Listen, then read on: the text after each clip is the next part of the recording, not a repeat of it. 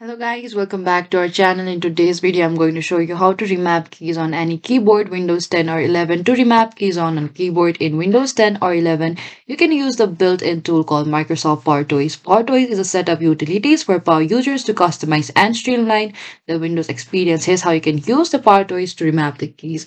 First, what you have to do is download and install Power Tools.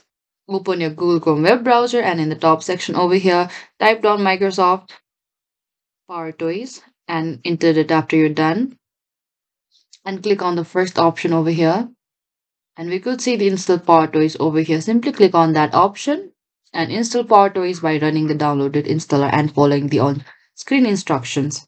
And after this, you can try the on-screen instructions and you can save your remapping as a configuration file so you can easily load them later or share them with others as well. And please note that while Power Toys is a powerful tool for customizing your keyboard, it's always a good idea to be cautious when remapping keys as you may unintentionally change the behavior of important keys as well. This is it guys. Thank you for watching this video. I hope I could help you on how to remap keys on any keyboard. Do not forget to like, subscribe and hit the bell notification icon for more upcoming uploads.